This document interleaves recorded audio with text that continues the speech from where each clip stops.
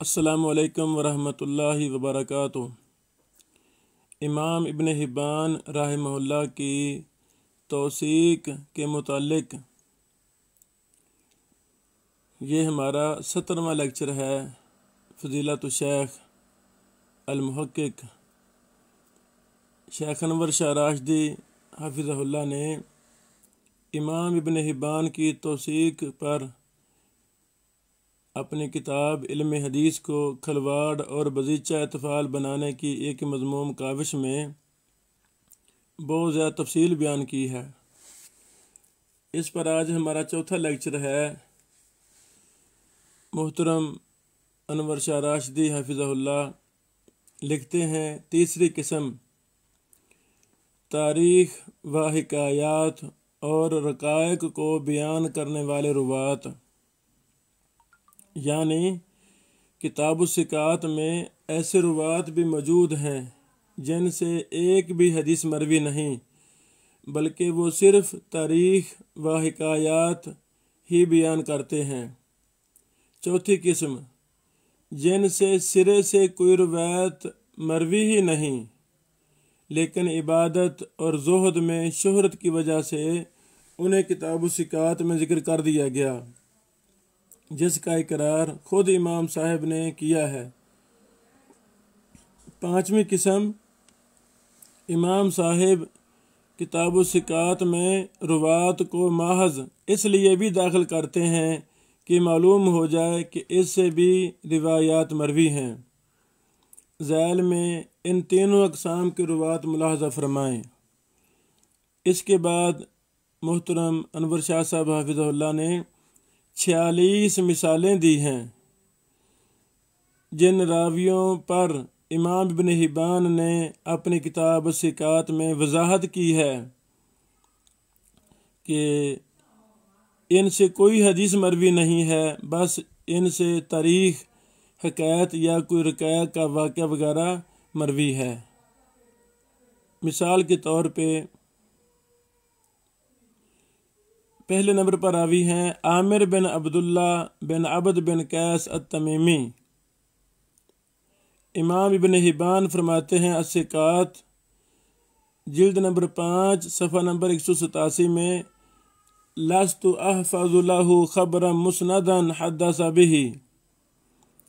امام ابن حبان فرما رہے ہیں کہ میں اس راوی کی مسند خبر جو انہوں نے بیان کی ہو مجھے یاد نہیں ہے۔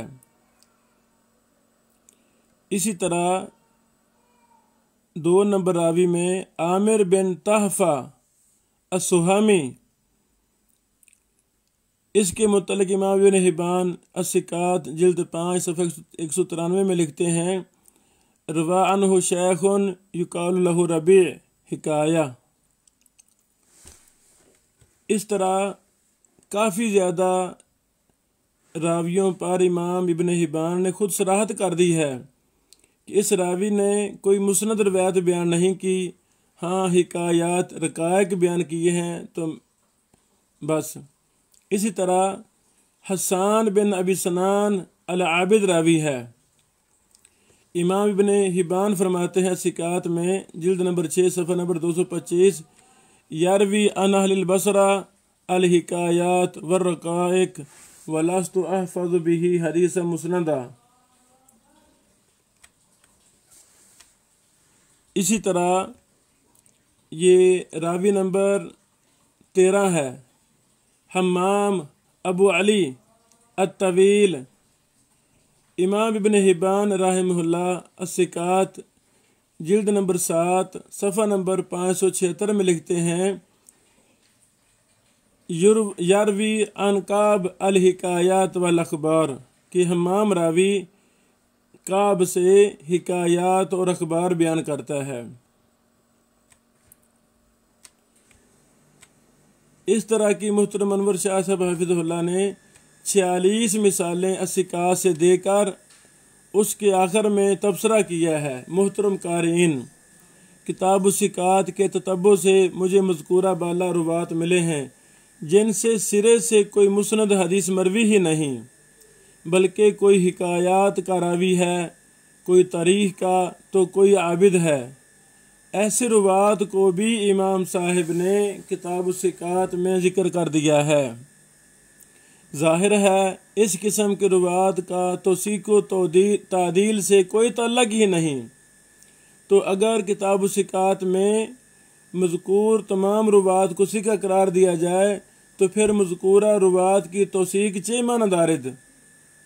لہذا اس پورے سلسلے سے ثابت ہوا کہ امام صاحب نے اپنی کتاب الثقات میں ثقہ روات کے علاوہ اور روات کو بھی ذکر کیا ہے جن کی تعدیل و توثیق سے کوئی غرض نہیں، بلکہ وہ جس وجہ سے ذکر کیے گئے ہیں ان کو اسی غرض تک ہی محدود رکھا جائے۔ اور سابقہ سطور میں نصوص کے ساتھ اس امر کی نشاندہی بھی کی گئی کہ کتاب الثقات میں موجود تمام روات کی روایات کا صبر اور تتبع نہیں کیا گیا۔ اس لیے علامہ محمود سعید ممدوح کی یہ رائے بھی قطعاً غلط ہے کہ کتاب الثقات میں موجود تمام روات کی روایات کا صبر و تتبع کر کے ہی ان کی توثیق کر کے انہیں ثقات میں ذکر کیا گیا ہے۔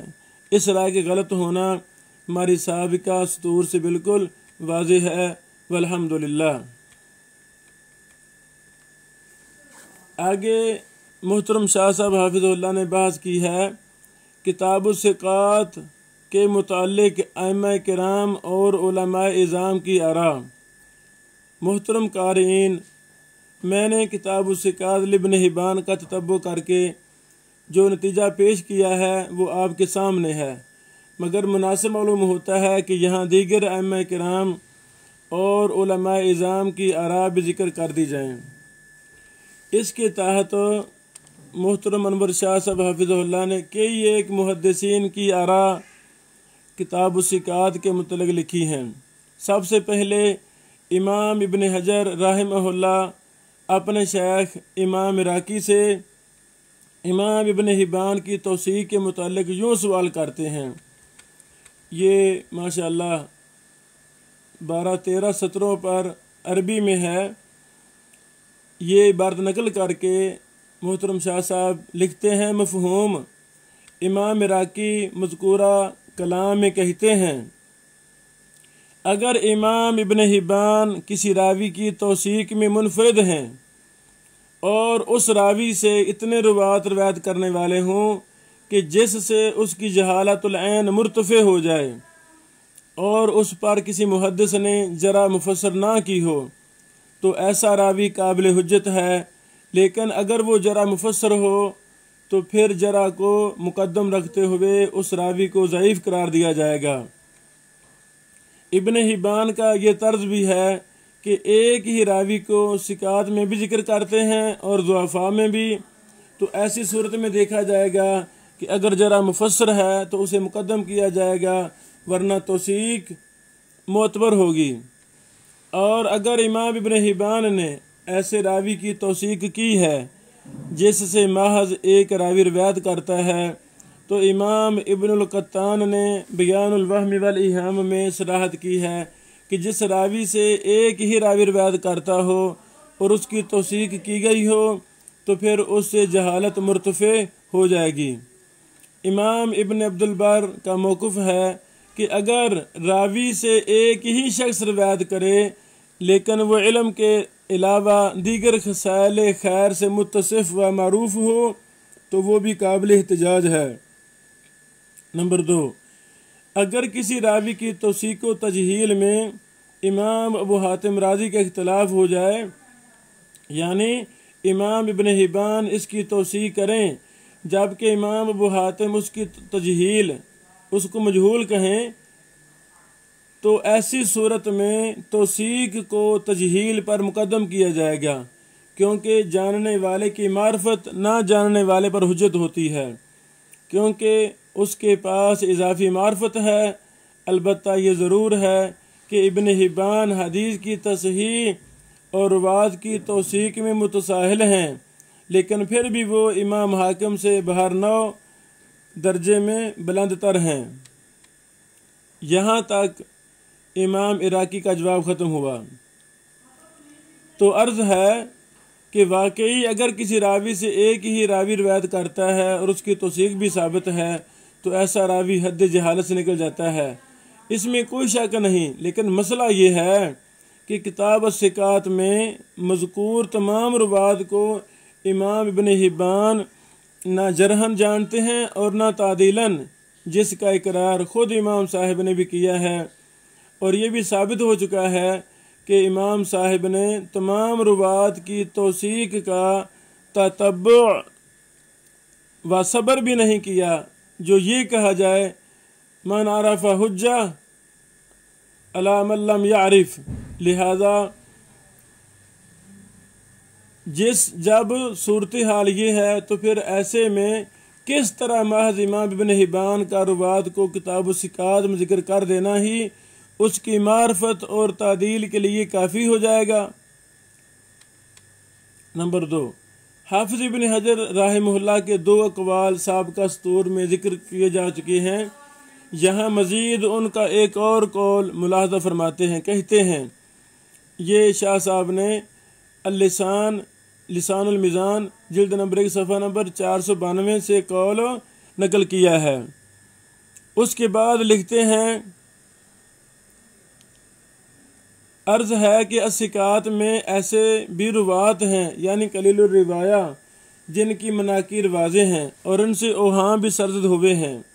ظاہر ہے ان اوہام سے کسی بشر کو مفر نہیں، اور اسی طرح ایسے بھی روات ہیں جن سے محض غیر موثق روات ہی روایت کرتے ہیں، جس کی تفصیل پیچھے گزر چکی ہے۔ لہذا ایسے روات کی روایات میں عدم نکارت کا کہنا الثقات کی حقیقت کے موافق نہیں۔ نمبر 3، شیخ محمد عوامہ نے بھی دراسات الکاشف للذہبی میں علامہ محمود سعید ممدوح والا موقف اپنایا ہے کہ ابن حبان نے روات کی روایات کا صبر و تتبع کر کے ہی ان کی توثیق کرتے ہوئے انہیں الثقات میں ذکر کیا ہے۔ نیز امام عراقی کا مذکورہ قول بھی تائیداً ذکر کیا ہے اور یہ بھی کہا ہے کہ الثقات میں 15,000 روات ہیں۔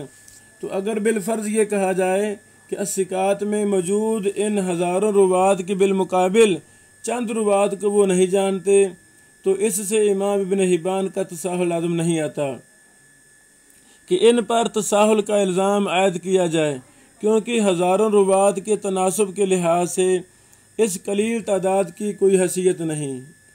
انتہا من کلامہ ملخصاً جلد نمبر 1 صفحہ نمبر 180 اور 181 ہے۔ تو جواباً عرض ہے کہ سابقہ سطور میں یہ مفصلاً اور مقرراً بیان ہو چکا ہے کہ الثقات میں موجود تمام روات کی روایات کا صبر و تتبع نہیں کیا گیا، اور اگر ایسے روات کو جمع کیا جائے تو ان کی ایک اچھی خاصی تعداد جمع ہو جائے گی۔ لہذا محض یہ کہہ کر کہ ان ہزاروں روات کی تعداد کے بالمقابل یہ قلیل تعداد ہے، حقائق سے روگردانی نہیں کی جا سکتی۔ مزید ہم الثقات میں ایسی اقسام کے روات کے موجود ہونے کی نشاندہی بھی کر چکے ہیں جو سرے سے الثقات کی شرط پر ہی نہیں۔ اگر وہ روات جو نہ الثقات کی شرط پر ہیں اور نہ ہی قلیل الروایہ روات اوہام اور مناکیر بیان کرنے سے محفوظ ہیں، ان سب کو جمع کیا جائے تو یقین سے کہا جا سکتا ہے کہ شیخ محمد عوامہ کا مذکورہ دعویٰ غلط ثابت ہوگا۔ اس کے لیے کتاب الثقات میں موجود تمام غیر موثق روات کی تاریخ کا صبر و تتبع کرنے کی ضرورت ہے، جو ایک وقت طلب کام ہے۔ اگر کتاب الثقات میں موجود غیر موثق قلیل الروایہ روات کی مناکیر جمع کر کے ان روات کی کیفیت جاننی ہو تو التاریخ الکبیر، الجرح والتعدیل، الکامل، میزان الاعتدال، لسان المیزان، الصحیحہ، الضعیفہ اور ارواء الغلیل کا مطالعہ کیا جائے، جس سے معلوم ہو جائے گا کہ کس قدر ایسے روات نکلیں گے جو کتاب الثقات کی شرط پر نہیں بلکہ ضعفاء کی شرط پر ہوں گے۔ لہذا शेख मोहम्मद अवामा का मज़कूरा दावा कतन गलत है, जिसे किसी तौर भी कबूल नहीं किया जा सकता। वल्लाहु आलम बिस्सवाब। नंबर 4, अल्लामा अब्दुल हई ने अरफ़ व तकमील सफ़हा 139 में तो सिरे से इमाम इब्न हिब्बान के तसाहुल ही का इनकार किया है, हालांकि उनकी ये बात सरीहन गलत है। और अल्लामा अलबानी ने सही मवारिदुज़्ज़मान में उनके इस मौक़े पर ताक़ुब किया है, जो वहाँ मुलाहज़ा किया जा सकता है। नंबर 6, दुक्तूर अदाब हम्श कहते हैं, 2 सत्रों में अरबी इबारत है, उसके बाद तर्जुमा करते हैं शाह साहब, यानी किसी रावी का महज अस्सिकात में होना इब्न हिब्बान के नज़दीक उसकी तौसीक है, लेकिन इससे ये मुराद नहीं कि वो बहरना मकबूल रिवाया ही है। इसकी दलील ये है वो बाज़ औक़ात वाज़ेह अल्फाज में तौसीक करते हैं और इसी तरह बाज़ औक़ात रुवात पर जरा भी करते हैं। मसलन किसी रावी पर जरा करते हैं उसकी खता की वजह से, किसी पर रिवायात में इज़्तिराब की वजह से, किसी पर वहम की वजह से, किसी पर जहालत की वजह से, और उनके अलावा और भी रुवात पर जरा के अल्फाज वारद करते हैं, लेकिन अक्सर तौर पर वो रुवात के मामले में सुकूत ही इख्तियार करते हैं, जिससे मालूम होता है कि सिकात में मज़कूर तमाम रुवात सिकाहत में बराबर नहीं। इब्न हिब्बान व मनहजुहु ये हवाला दिया गया है। गोया इनका भी यही मनहज है कि किताब सिकात में मौजूद तमाम रुवात मकबूल रिवाया नहीं, बल्कि ज़ुअफ़ा भी हैं जिन पर ख़ुद इमाम साहब भी जरा करते हैं। यानी किताब सिकात में ऐसे रुवात हैं जो काबिल एतमाद हैं और ऐसे रुवात भी हैं जो काबिल एतमाद नहीं, बल्कि काबिल एतबार हैं, जो महज मुताबत व शवाहिद के लायक हैं, वगैरह वगैरह। और दलाल व हक़ाइक़ की रूह से यही दरमियानी और मुनासब राय है, वरना बहुत ज़्यादा तनाकुज़ात का शिकार होने का ख़दशा बल्कि यकीन है। इनके अलावा और अइम्मा किराम के अक़वाल भी मौजूद हैं, मगर सरदस्त हम इन्हीं पर इक्तिफ़ा करते हुए इस बहस का यहीं इख्तिताम करते हैं। अल्लाहु अकबर। आगे मुहतरम अनवर शाह साहब हाफिज़हुल्लाह ने मज़ीद बहस की है, इंशाअल्लाहुल अज़ीज़ उस पर हम अपने आइंदा दिनों में कुछ लेक्चर पेश करेंगे इंशाअल्लाहुल अज़ीज़। हमारा इससे मकसूद ये है कि तलबा उलूम नबूवत, तलबा हदीस, तलबा जर्ह व तअदील, तलबा इल्म हदीस के लिए हम ये अपने दुरूस रिकॉर्ड कर रहे हैं, ताकि उन पर शरह सदर हो जाए कि इमाम इब्न हिब्बान रहमहुल्लाह का मनहज क्या है। सुनी सुनाई बात या एक दो हवाले देख कर मौक़ूफ़ बना लेना, मिनटों सेकंडों में तहकीक पेश कर देना, मौक़ूफ़ और मनहज बना लेना, ये सरासर रुसवाई होती है। इंसान पूरी ज़िंदगी काम करता रहता है तो बाद में कहा जाता है नहीं जी इनका मनहज गलत था, इनको सही बात नहीं समझ लगी थी। इसलिए अइम्मा मुहद्दिसीन के मनहज को समझना ये बहुत ही ज़रूरी है। खास साल लग जाए, 10 साल लग जाएं, इंसान को सब्र इस्तिकामत के साथ बहुत ज़्यादा मुताला की वुसअत और तहकीक के बाद एक मौक़ूफ़ अपनाना चाहिए। यही हमारा नुक्ता है इंशाअल्लाह अज़ीज़। तो अब ये हमारा 17वां दर्स है इमाम इब्न हिब्बान रहमहुल्लाह पर। ये इंशाअल्लाह 50 दुरूस होंगे इमाम इब्न हिब्बान पर, फिर हमारा ये कोर्स मुकम्मल हो जाएगा और हमारे तलबा व तालिबात पर हर चीज़ वाज़ेह हो जाएगी कि हक़ क्या है, सच क्या है, किसको गलती लगी है, किसकी बात दुरुस्त है। बारकल्लाहु फ़ीकुम। अस्सलामु अलैकुम व रहमतुल्लाहि व बरकातुहू।